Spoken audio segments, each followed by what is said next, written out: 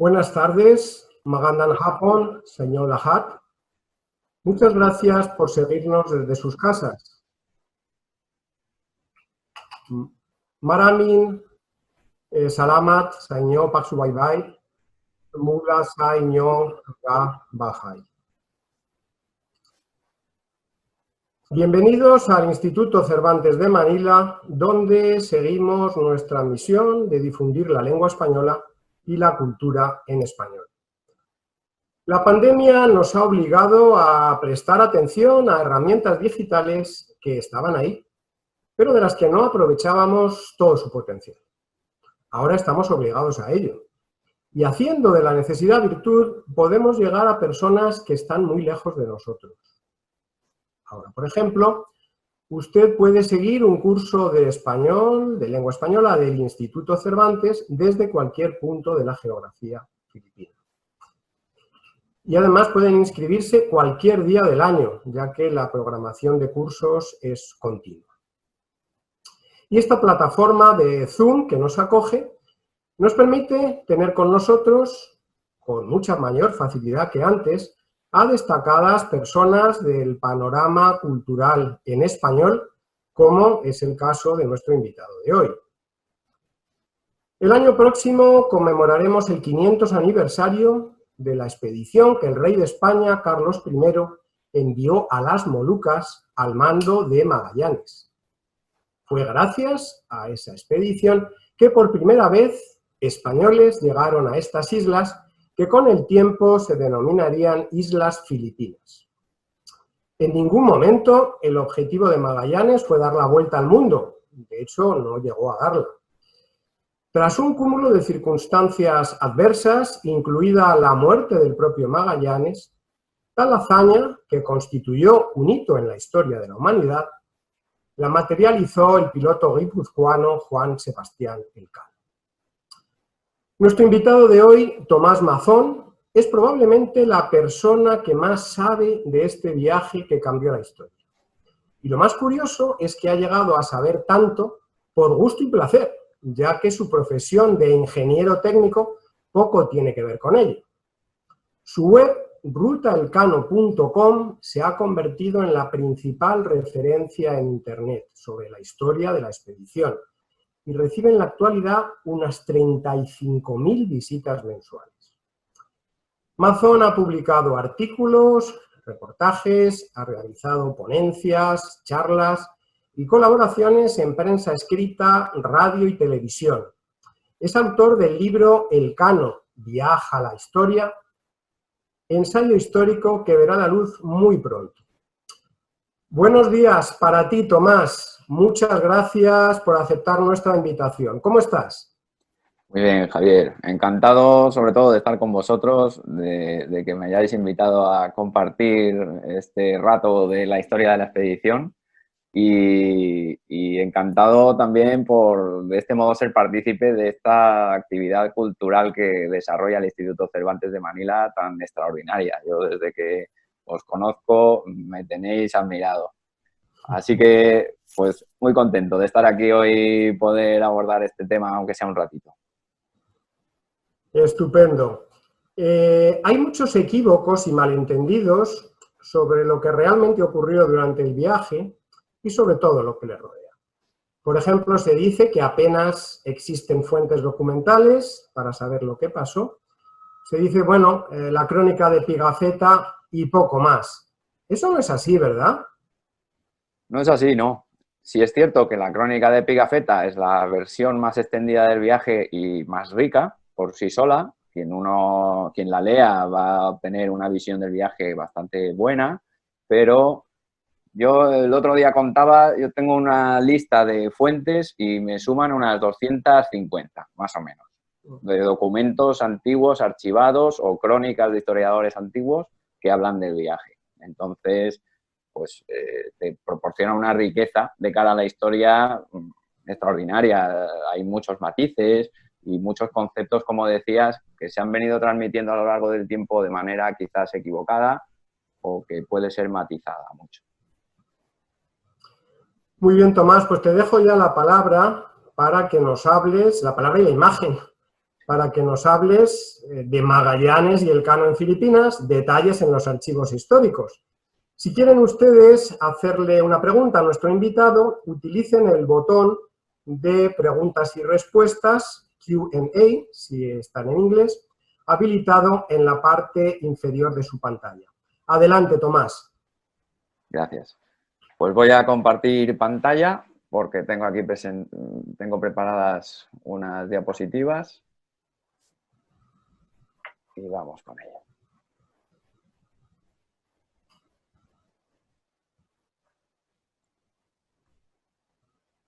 Creo que se ve bien ahora la pantalla completa, ¿verdad? Yo creo que sí. Bueno, lo primero es un mapa en el que nos ubiquemos de dónde están las Filipinas, en el extremo oriental de Asia, y la expedición llegó a ellas después de atravesar el Océano Pacífico por primera vez. Fue una navegación extenuante de cerca de 4 meses, aunque habían podido detenerse en la isla de Guam una semana antes de llegar a las Filipinas. Toda esta travesía que se tuvo que hacer desde la isla de Guam hasta Filipinas duró solamente una semana, fue muy rápida. Y allí estuvieron recorriendo bastante tiempo un entorno muy concreto, que es el de esta zona de aquí. Lo primero que hicieron fue divisar una pequeña isla de Suluán, que ocurrió el 16 de marzo de 1521, y al llegar a ella se dieron cuenta, avistaron otra mayor un poco más atrás. Entonces desembarcaron directamente ya en ella. Esa era la isla de Umunu o Homonjón. Aquel momento, pues evidentemente, hasta allí habían muerto 12 personas durante la travesía del Pacífico, pero había mucha gente enferma a bordo de las 3 naos que por entonces conformaban la expedición. Habían salido 5, pero bueno, ya solo quedaban 3 y unas 115, 116 personas. Habían muerto 12, como digo, y en Filipinas, ahora en estos primeros meses, todavía siguió muriendo gente por la enfermedad que habían contraído durante la navegación del Pacífico. Hasta 21 personas. La fuente que yo creo que, aparte de la de Pigafetta, la fuente que mejor narra todo este paso por las Filipinas, o Islas de San Lázaro, como ellos llamaron, es la relación de Ginés de Mafra, que es también una persona que iba a bordo y dejó a un amigo un relato sobre la expedición y ese amigo anónimo la escribió. Esto se encuentra en la Biblioteca Nacional de España. Y la verdad es que les recomiendo que la lean, vayan allí a la web de la Biblioteca Nacional, la descarguen, porque no solo cuenta la historia del viaje de la expedición esta de la primera vuelta al mundo con mucha profusión, sino que además llega a narrar las siguientes que hubo en el Pacífico hasta la de Villalobos. Y es un relato verdaderamente extraordinario.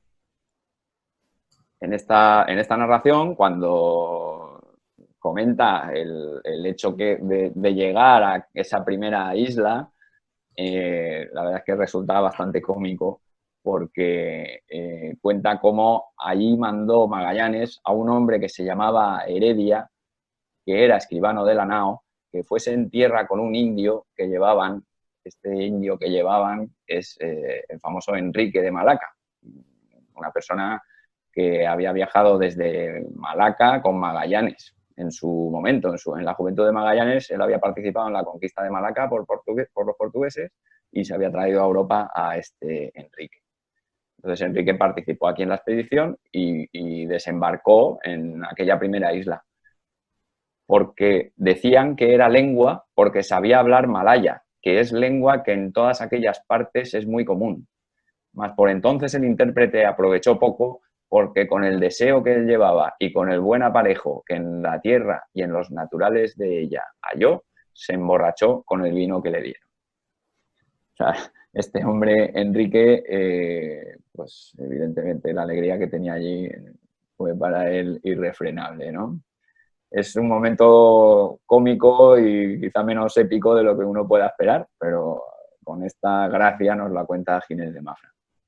Aquí, por cierto, el hecho de que Enrique entendiera aquella lengua para nuestros hombres fue la confirmación de que el mundo era redondo. Era la primera confirmación empírica de esto. A continuación, continuaron viaje y se detuvieron en otra isla que llamaron Mazagua, donde decían la gente es muy buena. Este es el derrotero que vino en la nao Victoria, que se atribuye a su piloto Francisco Albo. Decía así, y fuimos al sudoeste a dar en una isla pequeña y es habitada, y llámase Mazagua, y la gente es muy buena. Efectivamente, allí en Mazagua fueron muy bien tratados y pudieron reponerse. Allí, por cierto, se celebró la primera misa en la historia de las Filipinas. Lo que pasa es que hay un problema historiográfico con la ubicación de Mazagua. Si uno analiza el derrotero, parece bastante claro que se trata de la isla que actualmente se llama Limassagua. Pero hay una tradición de siglos por la que Mazagua se creía que era Butuan.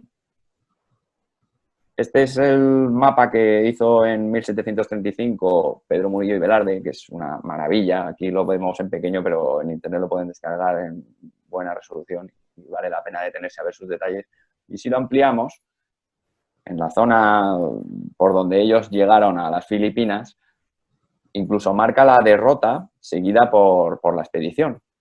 Y aquí vemos cómo llegan a una isla pequeña, más o menos por el centro de la imagen, que se llama Limassagua, y después toman rumbo al sur hacia un lugar que se llama Butuan.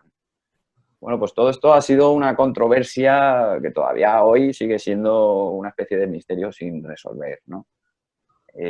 Sobre ello, lo que pasa es que existe este pequeño mapa de la derecha que dibujaron en la expedición de Legazpi, la siguiente expedición española que llegó a las Filipinas. Y aquí, casualmente, aunque se ve boca abajo, viene al lado de una pequeña isla el texto que pone Masagua, con C de Sevilla. Yo aquí, en este mapa, este croquis antiguo, interpreto que se está refiriendo al sur de la isla de Leyte. Estos puntos A y B son los que yo asemejo en una fotografía de satélite a esas zonas y, por tanto, creo que este mapa nos dice que Mazagua corresponde a Limassagua. Pero bueno, esto es un tema de debate y es una cosa pues bonita de conocer. A ver, ellos decían que habían llegado a una isla. El problema principal de Butuan, pese a la tradición histórica, es que allí en Butuan no hay una isla, por lo menos de las dimensiones que ellos hablaban. Pero bueno, en Butuan se dice que es que ahí hay unos ríos muy caudalosos que a lo mejor colmataron el mar y esa isla terminó con el tiempo por desaparecer. Bueno, pues no lo sé, pero bueno, es una de estas cuestiones abiertas que quedan. La Armada, a continuación, en vez de poner rumbo sur a las Molucas, ellos lo que tenían era mucha necesidad de víveres, porque claro, venían de cruzar el Pacífico completamente desabastecidos, así que preguntaron a aquel rey local de la isla de Mazagua por algún lugar en el que pudieran verdaderamente aprovisionarse y llenar las naos, y les recomendó ir a Cebú, la ciudad de Cebú. Llegaron ahí al cabo de pocos días y allí trabaron amistad, la verdad es que una estrecha amistad con el rey local Humabón. Allí lo que pasa es que Magallanes, esa amistad de Magallanes con el rey Humabón terminó por hacer que el propio Humabón y miles de personas allí se cristianizaran, fueran bautizadas. Ante esa escena que Magallanes asistió a ella conmovido, llorando, decía Pigafetta, ¿no? Sin embargo, había otros reyes del entorno que no veían bien la llegada de los castellanos. Además, Magallanes quiso ponerles un tributo. Ese tributo no lo pagaron completamente. El tributo eran unas cabras y cosas de ganado y cosas así, ¿no? De comida. Y se negaron a pagarlo por completo. Y entonces Magallanes quiso acudir a castigarlos. Una decisión que fue discutida y, desde luego, a la postre fatal.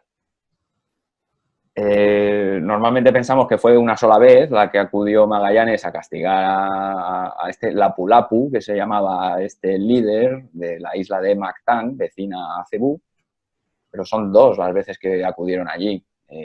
Nos lo dice el testimonio de Martín de Ayamonte, que fueron 2 veces a Mactán, y también Pigafetta habla de que allí había una ciudad que acudieron a quemar.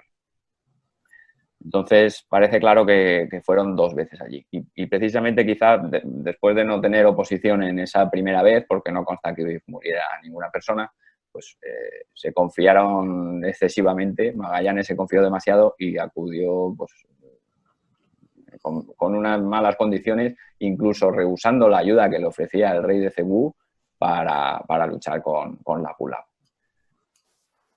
Lo que más me transmite a mí la sensación de cómo estaba la gente allí a bordo cuando Magallanes toma esta decisión es la relación de Ginés de Mafra nuevamente, que dice que Magallanes perdió mucha autoridad porque un hombre que llevaba sobre sí un negocio de tanta importancia no tenía necesidad de probar sus fuerzas, porque de la victoria se sacaba poco fruto para el hecho que entre manos tenía. Cuestionaba así Ginés de Mafra lo que estaba haciendo Magallanes. Magallanes allí, como todos sabemos, murió. Murieron otras 7 personas en aquella pelea. Y sobre ello, pues bueno, no, es que no tengo tiempo realmente de extenderme. No es tampoco la idea de esta exposición contar con detenimiento cuál fue la historia del viaje allí, sino atraer la curiosidad para que ustedes mismos se interesen por ello y localicen la información que tenemos sobre esto, que es mucha y muy rica, ¿no? Entonces me voy a centrar en temas quizá desconocidos o que para la gente que ya conozca esto un poco puedan no conocer o conocer regular, ¿no? Porque no son temas fáciles. Se dice a veces que Magallanes viajaba con un hijo bastardo o no reconocido. Y eso la única fuente existente donde encontramos esta referencia se trata de una crónica posterior de Aganduru Moriz, que decía que con gran coraje peleaban mataneses y castellanos cuando atravesó una flecha al hijo bastardo de Magallanes, llamado Rebello, mancebo brioso, y que hacía muy bien su deber, y luego cayó muerto porque las flechas llevaban fortísima ponzoña. Viólo el padre y sintiólo tanto que, adelantándose del pequeño escuadrón, se metió entre los indios como un loco, donde hizo con una espada y rodela maravillas, y aunque por socorrerle se adelantaron los nuestros, los enemigos habían cerrado con él y, en fin, acabó la vida allí miserablemente. Efectivamente, los indígenas tenían una superioridad numérica enorme y se abalanzaron sobre Magallanes, al que reconocieron como líder de los castellanos, y bueno, pues murió allí en aquella playa. Pero claro, esto nos deja la duda, ¿no? ¿Y quién es este Cristóbal Ravelo? Bueno, pues si vamos a la relación de fallecidos que se trajo a bordo de la nao Victoria, se iban apuntando diariamente quién moría. Pues encontramos el día que murió Magallanes, que a 27 días de este dicho mes de abril mataron al capitán general Fernando de Magallanes unos indios en una isla que se dice Mactán, yendo el dicho Fernando de Magallanes a pelear con los indios. Y a continuación murieron 27 personas, pero el siguiente al que mencionan es a Cristóbal Ravelo. Este día mataron los indios en esta propia isla a Cristóbal de Ravelo, criado del dicho Fernando de Magallanes y, ojo con esto, capitán que era al presente de la nao Victoria. Que este hombre, que era un joven criado soldado de Magallanes, hubiera sido designado como capitán por Magallanes de la nao Victoria, nada menos, pues la verdad es que da que pensar. Desde luego era alguien muy de su confianza. Y por otro lado tenemos una de las listas de embarcados en las que la Casa de Contratación de Sevilla apuntaba el sueldo estipulado a cada uno de los tripulantes y quiénes eran sus parientes más directos para, por si fallecían, entregarles a ellos la herencia. Dice así: Cristóbal Ravelo, criado del dicho capitán, natural de Porto se entiende, Portugal, hijo de Duarte Ravelo y Catalina Rodríguez do Puerto. Ha de haber de sueldo a 1.200 maravedís por mes. En fin, aquí, él cuando se embarcó, este Cristóbal Ravelo, no dijo desde luego que era hijo de Magallanes y posiblemente no lo fuera. Él aquí declaró que era hijo de un tal Duarte Ravelo. En fin, es uno de estos pequeños misterios que nos traen las fuentes. Una vez murió Magallanes, como decía, allí murieron 8 personas, pero lo peor vino a continuación. Aquí en las cuentas de pago a los tripulantes, la casa de contratación también dejó registradas, encontramos esto.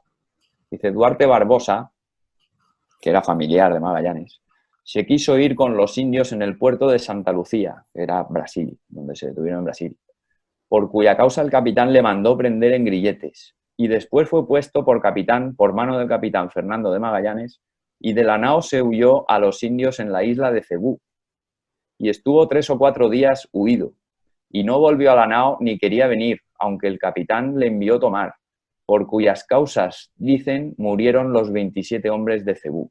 Este es el tema, ¿no? ¿Por qué los demás dijeron que por cuyas causas habían muerto los 27 hombres de Cebú?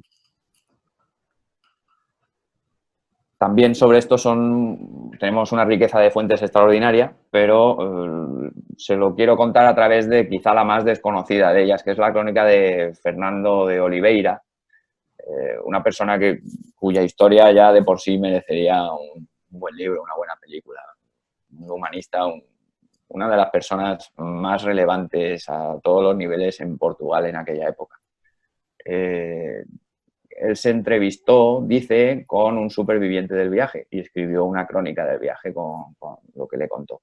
Y decía así que una vez murió Magallanes, se juntaron los hombres principales y hicieron capitán a Duarte Barbosa.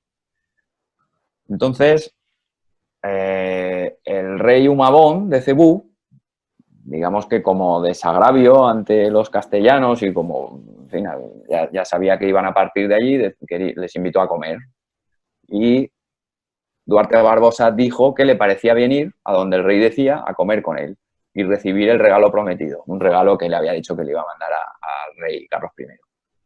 Sin embargo, Juan Serrano, capitán de la Concepción, dijo que a él no le parecía bien ir fuera de las naos, porque estaban en un momento incierto en que no debían fiarse de nadie, y más en este momento en que tenían que expresar su dolor por la muerte de su capitán y no aceptar banquetes ni celebraciones. A lo que Duarte Barbosa respondió, enferma el viernes para no ayunar, señor Juan Serrano, eso parece más miedo que otra cosa. Y Juan Serrano, claro, en cuanto yo aquello dijo, para no pareceros eso, señor Duarte Barbosa, seré el primero. Y se lanzó luego al batel. Esta para mí es la única fuente que nos puede ayudar a entender por qué aquella anotación de la casa de contratación diciendo que Duarte Barbosa tuvo algo que ver en la muerte de toda esta gente. Como que fue él quien se empeñó a acudir a ese convite pese a que todos recelaban que podía tratarse de una traición, como así fue. Mientras estaban comiendo, acudió a ellos mucha gente y los mataron a todos.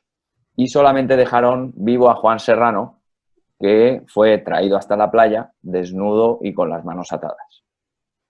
Al ver esto los de las naos, preguntaron qué cosa era aquella y él respondió que todos los otros eran muertos y que por él le pedían 2 bombardas. El piloto, que se llamaba Juan Carballo, dijo que él se las daría de buena gana y de inmediato hizo que metieran 2 versos en un esquife. Los paganos, después de que estuvieron en posesión de las bombardas, dijeron que eran pequeñas y que les diesen unas brazas de paño. Los nuestros les dijeron que les darían tantas como quisieran, pero que pusieran a su hombre en lugar seguro, donde no lo volvieran a tomar. Mas ellos no quisieron.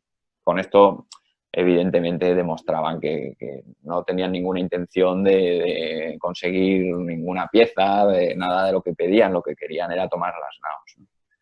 Con ello dieron a entender que todo era una traición y Juan Serrano dijo que pensaba que estaban esperando un refuerzo, por mar y por tierra, para tomar las naos y que por ello debían partir enseguida porque era preferible morir él solo antes que perecer todos. Por esta razón, los nuestros, viendo el peligro y por no correr uno más grande, se dieron a la vela.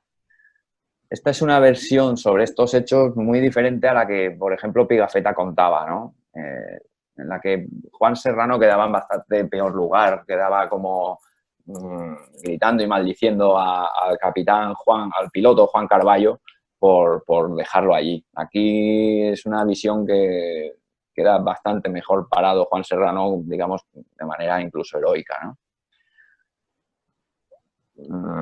Fue un momento verdaderamente duro para los que tuvieron que marchar. No tenían otra alternativa y tuvieron que abandonar allí vivo a Juan Serrano.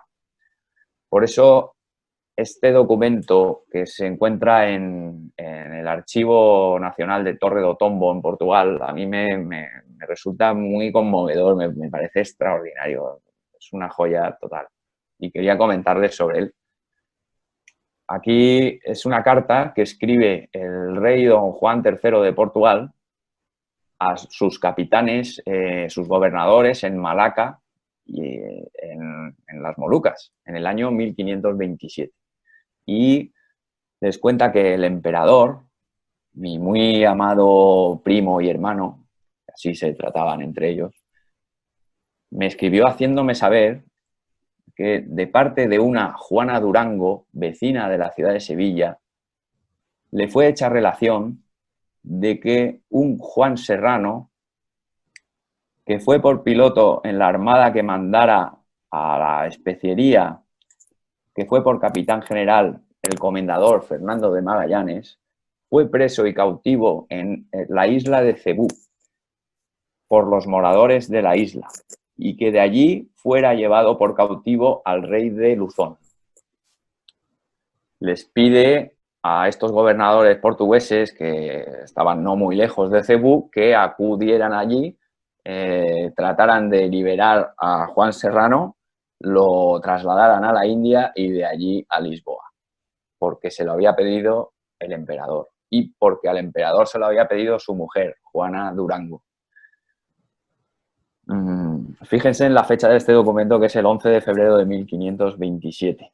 A mí, además, esta Juana Durango, que estaba en Sevilla, en ese momento me da que pensar que la información de esta carta y de que Juan Serrano pudo estar preso del rey de Luzón se la proporcionaron los supervivientes de la nao Trinidad, que llegaron a principios de 1527 a España. En fin, como ven, es una carta extraordinaria. Pero no solo Carlos I involucró al rey de Portugal para tratar de rescatar a Juan Serrano, es que también escribió pidiéndole lo mismo a Hernán Cortés. Hernán Cortés designó como capitán de una armada que zarpó de Nueva España hacia el Maluco, pero tenía esta instrucción: trabajaréis de llegar a la isla de Cebú y en ella tomar lengua si son vivos Juan Serrano, piloto, y otros que con él fueron presos en la dicha isla, y si fueren vivos los rescataréis. A bordo de esa expedición, Hernán Cortés además escribió una carta para que fuera entregada al rey de Cebú. Y decía así: a vos el honrado y buen rey de la isla de Cebú, que es en las partes del Maluco, yo, don Hernando Cortés, capitán general y gobernador de esta Nueva España, os envío mucho a saludar. Y fíjense cómo se refiere aquí a Hernando de Magallanes, cómo está tratando de traer hacia sí, de atraerse la amistad del rey de Cebú, Hernán Cortés. El rey envió un capitán suyo llamado Hernando de Magallanes con 5 naos, de las cuales por mal recaudo del dicho capitán no volvieron más de la una. Su Majestad se informó de la causa del desbarato, y lo que más sintió fue haber su capitán excedido de sus reales mandamientos e instrucción que llevaba, mayormente en haber movido guerra o discordia con vos y vuestras gentes. Bueno, antes de continuar con lo que pasó en la expedición después de partir de Cebú, pues quería comentar con este título un poco buscando que fuera gracioso, ¿no? El tema de Enrique y Magallanes, a los que se les atribuye a veces ser las primeras personas que dieron la vuelta al mundo, y vamos a comentar por qué eso constituye un problema historiográfico que no está debidamente claro ni resuelto. Como decíamos antes, Magallanes había estado en la conquista de Malaca. Malaca aparece en este mapa a la izquierda, arriba, la actual Malasia. Mientras estaba allí, En noviembre de 1511 zarpó una expedición que buscaba encontrar las islas de las Especias, las islas Molucas, al mando de Antonio de Abreu. En esa expedición iban 2 navíos, llegaron efectivamente al sur de las Islas Molucas, pero se dieron la vuelta hacia Malaca. Y en el camino de vuelta, más o menos a mitad, a la altura de la isla de Java, encontramos una anotación en este mapa que pone Savaya Lost Here. La Savaya era el navío de Francisco Serrano, amigo de Magallanes. Y amigo del que consta Magallanes portaba cartas cuando vino a Castilla a defender a Carlos I la idea que él traía de llegar a las Islas de las Especias navegando hacia Poniente, porque él tenía allí un amigo que le había dicho dónde estaban y cómo llegar a las Islas de las Especias. Para que Magallanes hubiera sido la primera persona. Bueno, a ver, esta Savalla naufragó allí, pero Juan Serrano quedó vivo con otras 7 u 8 personas y la otra nao continuó viaje hacia Malaca, mientras que Francisco Serrano quedó allí. Quedó allí, pero con el tiempo fue trasladándose otra vez nuevamente hacia las Molucas. ¿Vale? Y ahí empezaron los portugueses a comerciar.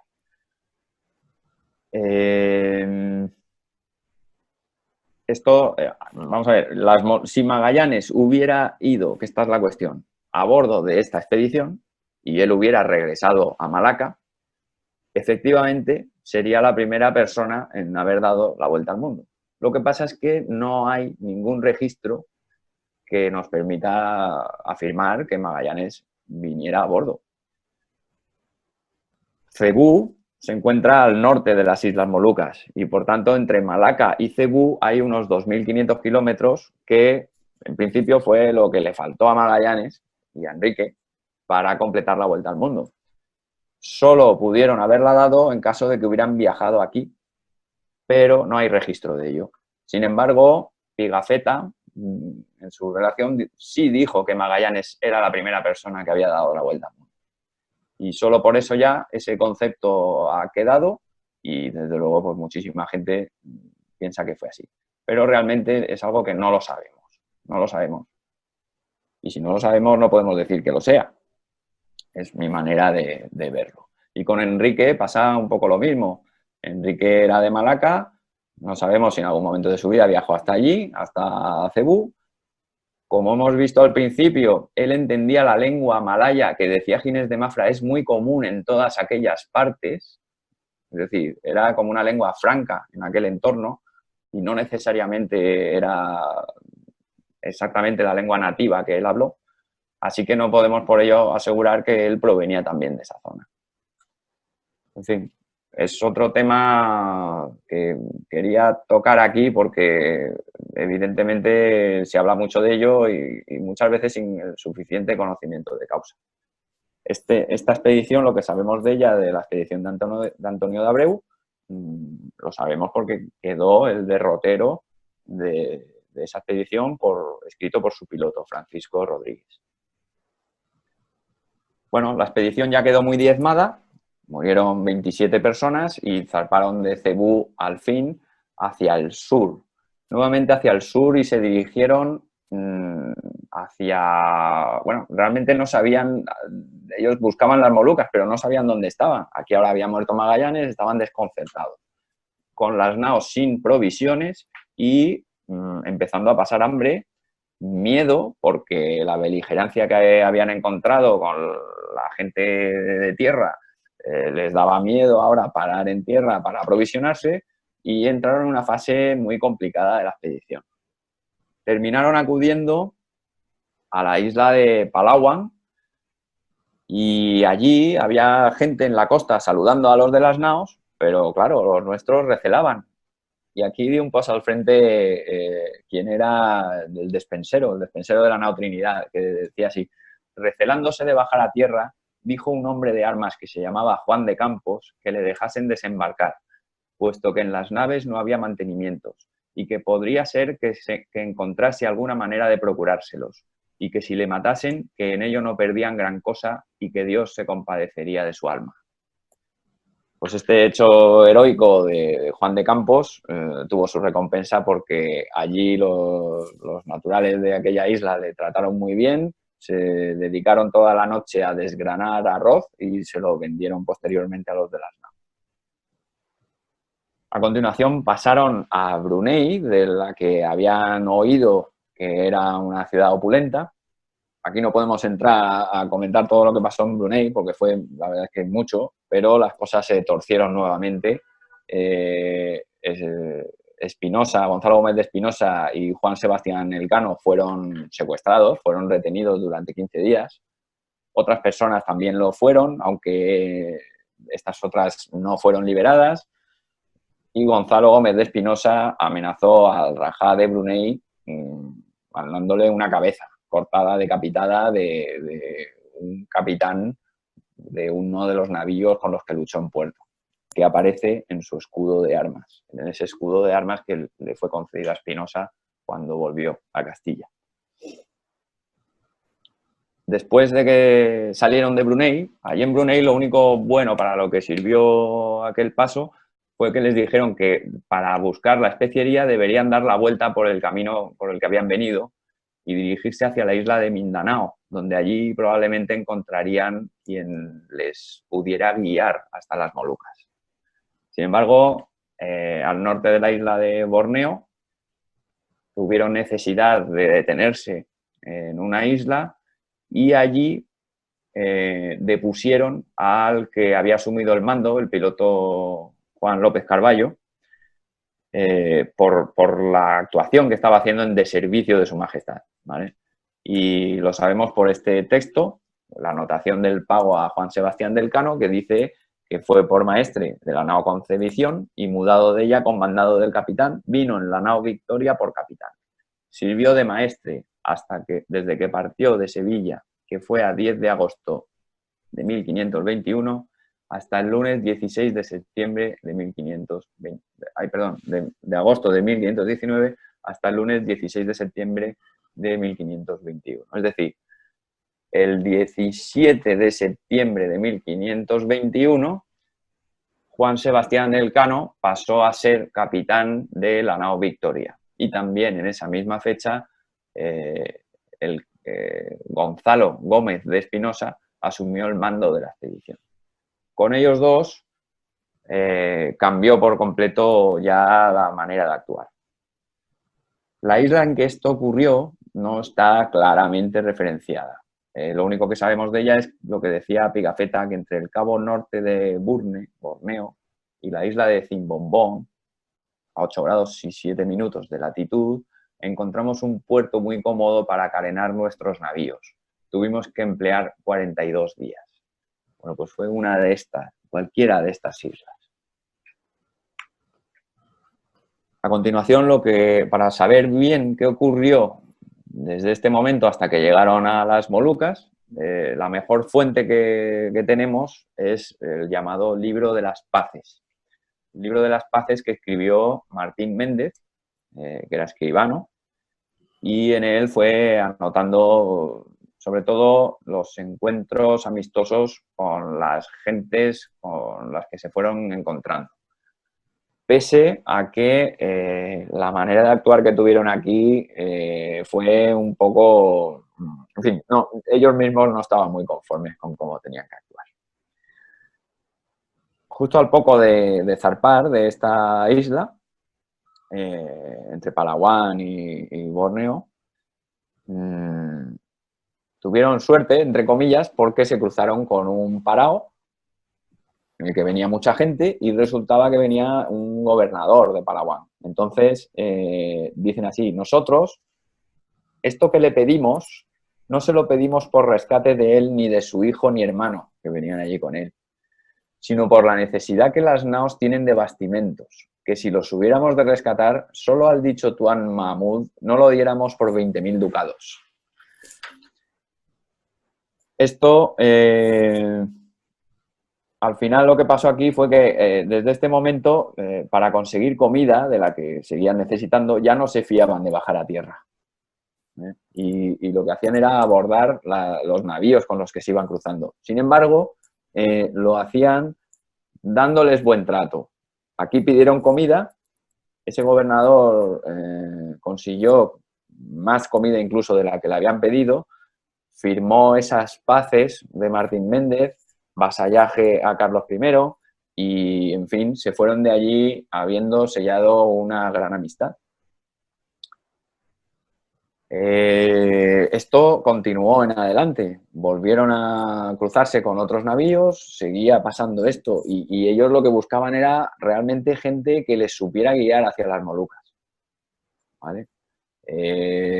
Llegaron a la isla de Joló, llegaron al sur de la isla de Mindanao a continuación y allí por fin sí, lo primero, encontraron las primeras especias, canela, que supongo sería una gran alegría para ellos, y a gente que sí decían que les sabía llevar a las Molucas.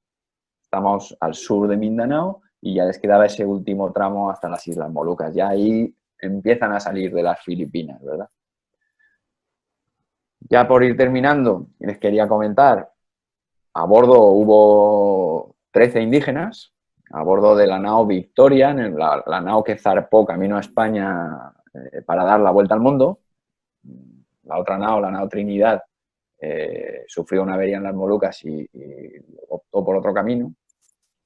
Pero de esta gente que venía en la nao Victoria, tenemos, por ejemplo, a Juan de Pegu, indio de Maluco, que dicen, al que le pagaron la casa de contratación 15.750 maravedís por el clavo que portaba.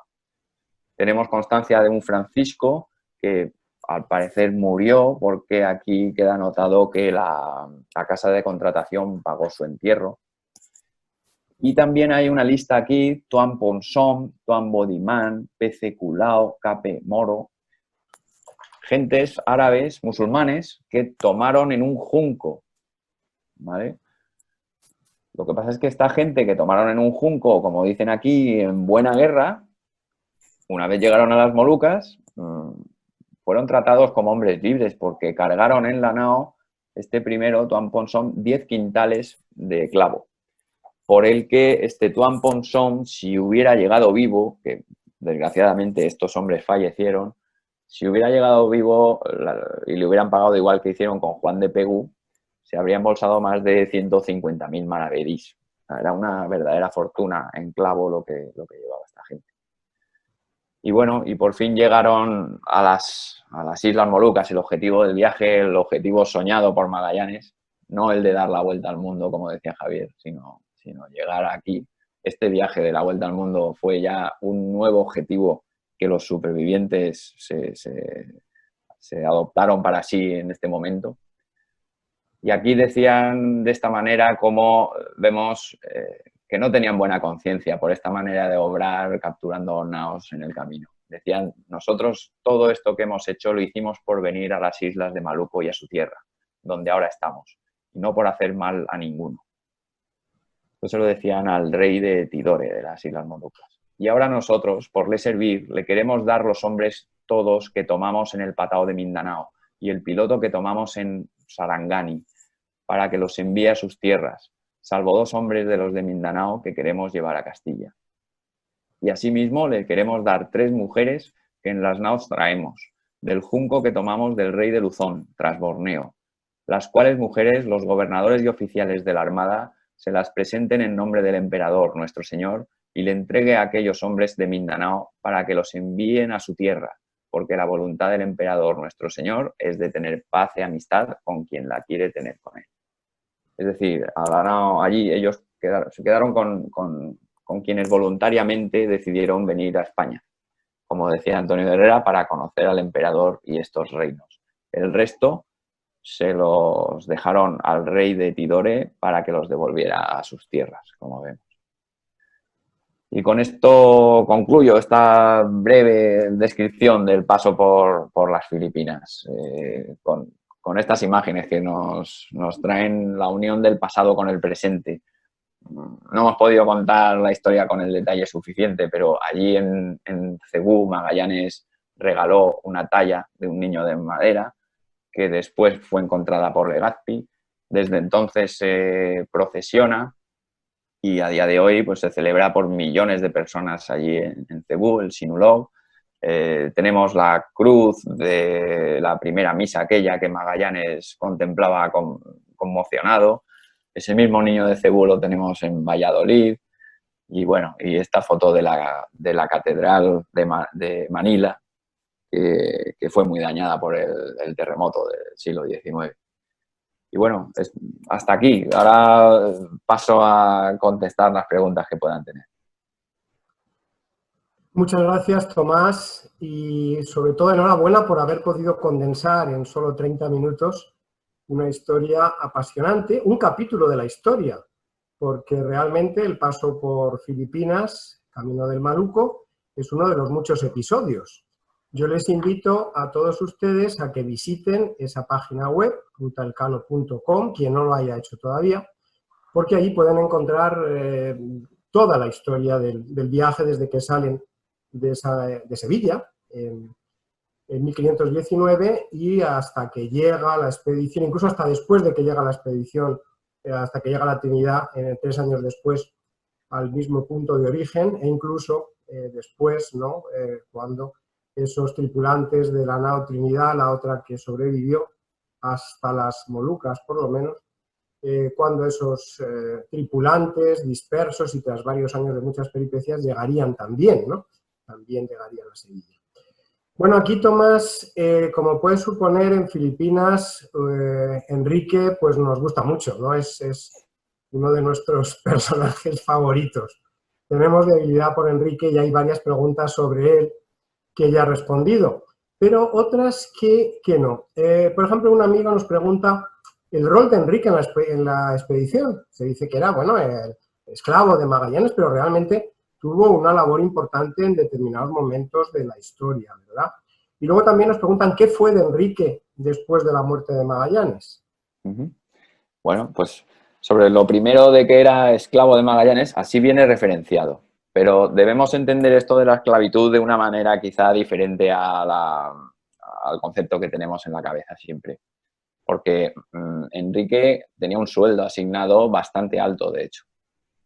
O sea, él cobraba más que... tenía un sueldo de marinero. Cobraba más que los pajes, más que los grumetes, más que los soldados. En fin, era un sueldo bien bueno, ¿vale? Realmente yo creo que la relación de Enrique con Magallanes era de sincera amistad. Yo creo que eso es lo que se transmite, ¿no? No como... Era un trato paternalista de Magallanes hacia Enrique. Y bueno, y Enrique fue un hombre fiel a Magallanes hasta que Magallanes evidentemente murió y él entonces ahí empezó a adoptar una actitud distante con los expedicionarios, ¿no?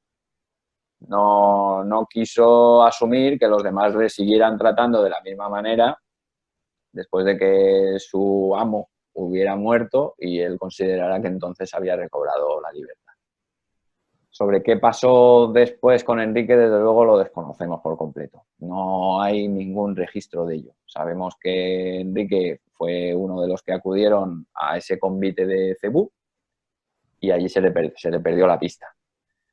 Se dice que él fue, sobre todo Pigafetta, dice que él fue un instigador de aquel convite que terminó resultando una traición. Eso Pigafetta dudo que tuviera realmente datos verdaderos para poder hacer esa afirmación. No, es imposible que Pigafetta, estando en la nao, supiera a qué se dedicaba Enrique cuando bajaba a tierra.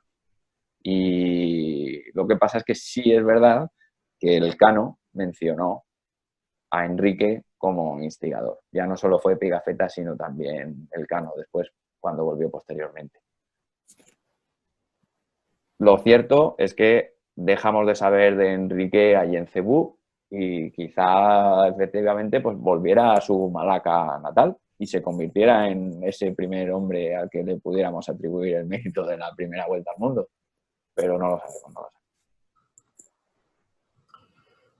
Muy bien. Nos preguntan también si los gobiernos de España y de Portugal han realizado o están realizando algo para poner en relieve esta hazaña. ¿Nos puedes contestar a esto? Porque además yo creo que has sido parte, ¿no?, de alguno de estos proyectos en marcha.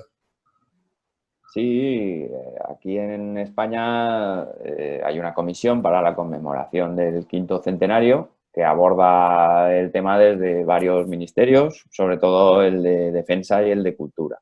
Entonces, la Armada Española desarrolla una labor enorme, inmensa, para difundir la historia de la expedición y de la primera vuelta al mundo. El Ministerio de Cultura también hizo una exposición itinerante, el viaje más largo, que estuvo unos meses en el Archivo General de Indias, después va a estar en San Sebastián, en el Museo San Telmo, y en fin, en algún sitio más estará después.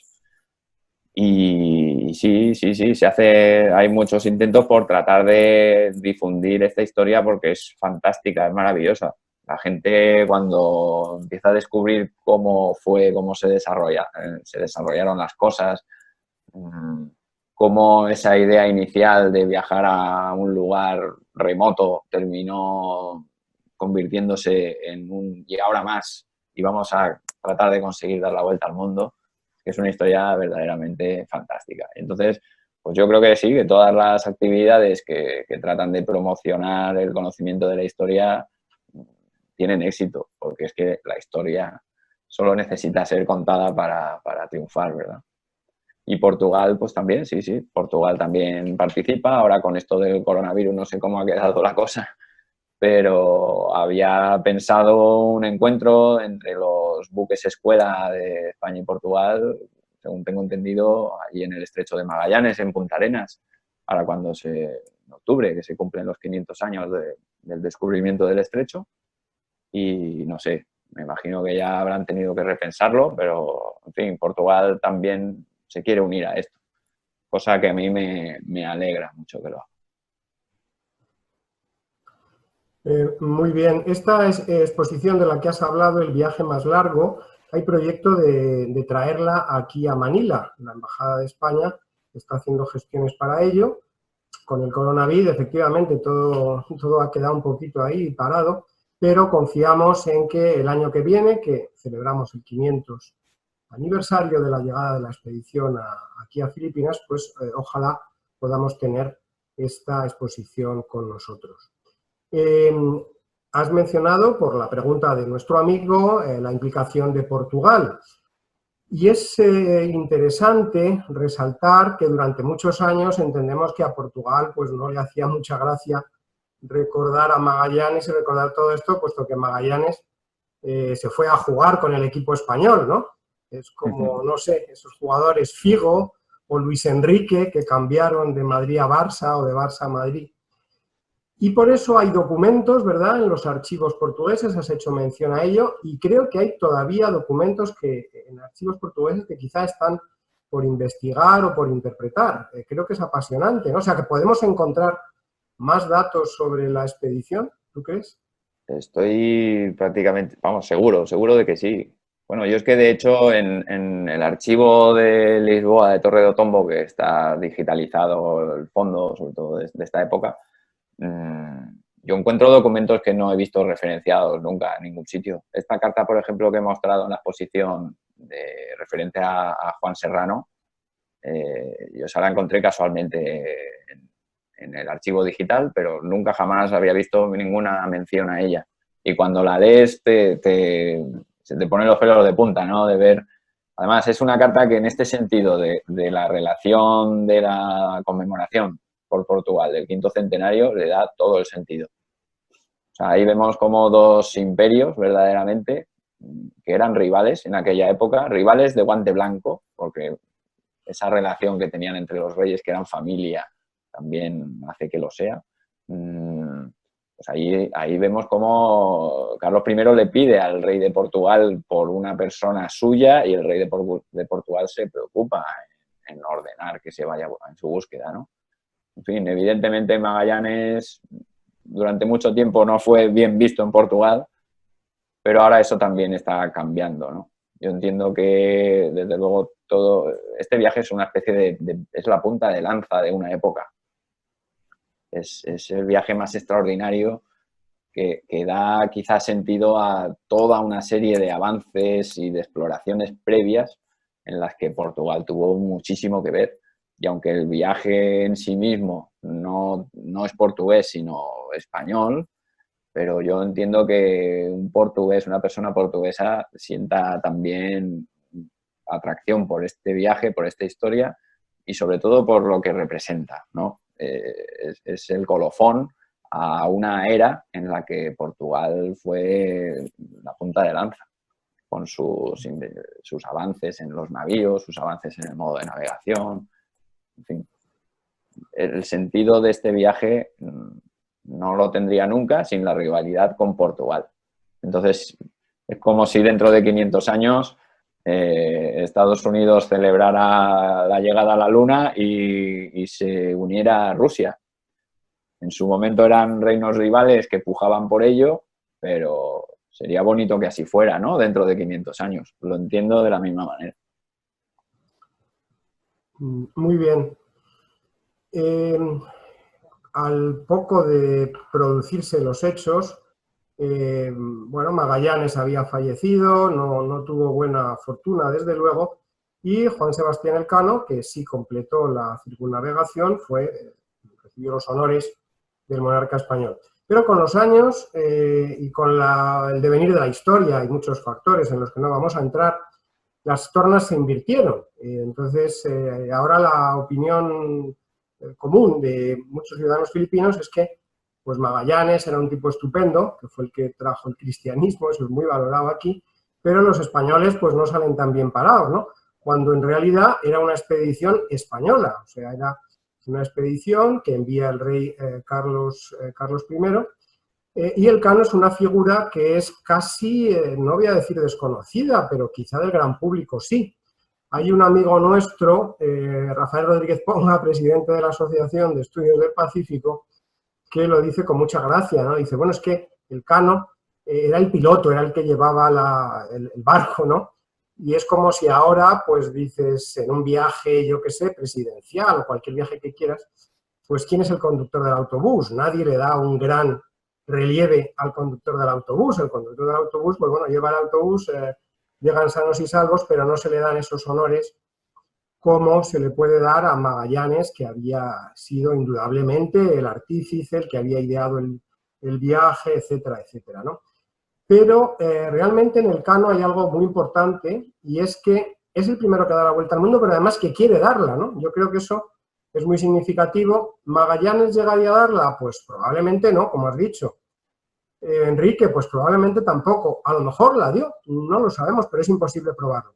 Pero Elcano no solo está súper probado, sino que es que él además toma la decisión de dar la vuelta al mundo. Háblanos un poquitín de eso, de la figura del Elcano, de la dimensión ya histórica, más allá del conductor del autobús, esa dimensión, o del piloto del barco, esa dimensión realmente histórica de Juan Sebastián Elcano. Juan Sebastián Elcano, hay una deuda pendiente de la sociedad con él. O sea, por esto mismo que estás tú diciendo de esa irrelevancia en la que ha quedado muchas veces, ¿no? Juan Sebastián Elcano es efectivamente la primera, la persona, no sabemos si compartido con el resto de los tripulantes, yo creo que sí, compartido por lo menos con la mayoría, de tener esa iniciativa, una vez se ven al otro lado del mundo, de decir, ya que hemos llegado hasta aquí, lo tenemos muy difícil, volvamos por donde volvamos y vamos a intentar dar la vuelta al mundo y ser los primeros. El hecho de que él, cuando llegara a España, escribiera inmediatamente al rey y le cuenta en un par de páginas todo lo que ha pasado, muy brevemente, y le dice, pese a que hemos descubierto la especiería, que era nuestro objetivo, pese a que hemos descubierto la especiería, eso no es nada al lado de lo que hemos hecho, que es dar la vuelta al mundo. Ahí Elcano nos traslada que esa fue su verdadera motivación. Y desde luego no es... A mí ese papel del conductor del autobús no me gusta para Elcano. Le relega a un mero marino, cuando yo creo que además fue un gran líder.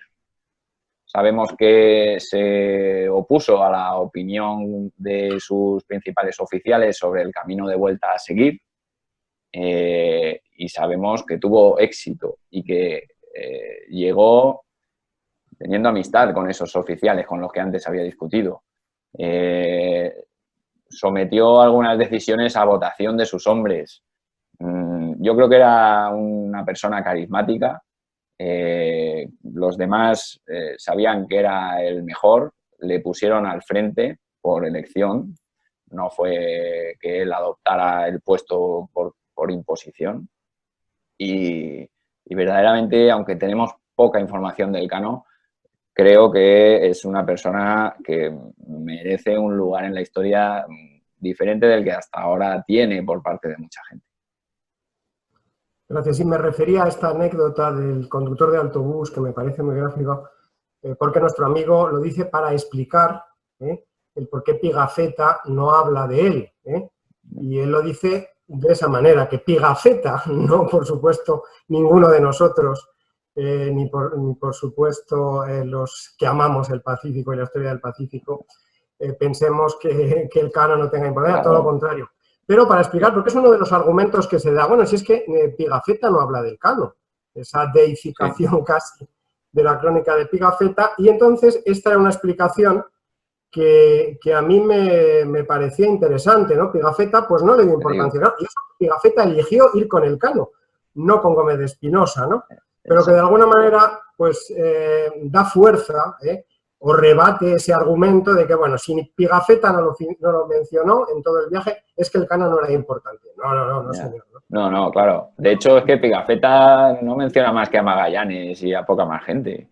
No, durante todo el viaje de regreso no menciona nunca a nadie, tampoco se refiere a Gonzalo Gómez de Espinosa, que era el capitán general después de Magallanes, en fin. Pigafetta es una narración pues un poco parcial, por eso decía al principio que hay que completarla con el resto de fuentes, porque si no, si fuera por Pigafetta hoy no sabríamos quién fue el Cano, pese al enorme papel que tuvo, ¿no? Claro. Pero no solo con el Cano, no había, yo creo que no había una animadversión de Pigafetta hacia el Cano, por el hecho de que no le mencionara. No era solo a él, era más gente. Y luego, por otro lado, si la hubiera habido, dudo que Pigafetta fuera el primero que cobró después de que volvieron, como así fue. Pigafetta cobró en noviembre y los demás no cobraron hasta marzo, abril. Entonces, si el Cano hubiera tenido un problema con Pigafetta, desde luego Pigafetta no hubiera cobrado antes que los demás. Estoy seguro. Muy bien, vamos a ir acabando ya. Hay amigos que nos preguntan por la web de la Biblioteca Nacional de España. Efectivamente hay documentos que pueden bajarse de la web. No me canso de repetir la página web de Tomás, rutalcano.com. También nos preguntan por esa gran incógnita de dónde fue la primera misa. También es algo que aquí en Filipinas preocupa, y si el gobierno filipino ha hecho... bueno, ha tenido iniciativas para determinar esto. Yo puedo contestar, evidentemente nuestros amigos filipinos les compete a ellos, pero sí sé que ha habido, efectivamente, hubo una misión hace algunos años en la cual se visitaron los lugares por un grupo de expertos, de historiadores, y bueno, es un tema apasionante, pero ¿tú crees, Tomás, que se podrá determinar exactamente si fue en Limasaua, si fue en Butuan? ¿O quedará siempre esa, para mí, maravillosa incógnita, ¿no? Que lo celebren los dos y que sean dos ciudades, en fin, objeto de visitas. Exacto, yo lo veo igual, ¿eh? Lo veo igual que tú. Ojalá no se resuelva y haya dos lugares orgullosos por lo mismo. Y sus razones tienen ambos lugares para atribuírselo. Por lo tanto... Yo me gustaría ir a Butuan y ver allí todo lo que hay que recuerda a la expedición, porque lo hay y porque ha sido así durante siglos. Y también me gustaría ir a Limasaua, que es donde parece que el derrotero de Francisco Albó dice que fue. En fin, que quede ese misterio no está mal. En estas cosas de la historia pasa muchas veces que no, por mucho que uno lea, no termina de resolver las cuestiones, sino que se abren interrogantes y esos matices cada uno puede aportar una manera de verlos. Muy bien, pues esperemos que puedas venir a Butuan. Ojalá el año que viene, con el 5º centenario, puedas venir por aquí y discutir con nuestros amigos. Sé que tienes buenos amigos historiadores, especialistas en el tema. Dani Gerona, amigo nuestro, profesor Gerona, que ha hecho investigaciones muy interesantes y tiene un libro magnífico. En fin, muchas gracias, Tomás. Sí. Damos las gracias también a todos nuestros amigos, a todos ustedes que nos siguen fielmente. También hemos retransmitido en streaming por Facebook. Muchas gracias a todos los que nos siguen en Facebook. Realmente tenemos un apoyo sensacional. Tenemos una muy nutrida grupo de amigos que siguen al Instituto Cervantes de Manila. Muchas gracias a todos, muchas gracias, Tomás. Muchas gracias, gracias a ti. Sigan pendientes a la página web del Instituto, a la cuenta de Facebook, de Twitter, porque seguiremos haciendo de la necesidad virtud e invitando a personas que nos enseñan tantas cosas sobre nuestro pasado, sobre nuestro presente, sobre nuestra cultura, sobre las relaciones entre España y Filipinas, como hoy ha sido el caso de Tomás Mazón. Muchas gracias. Maramin Salamat Po.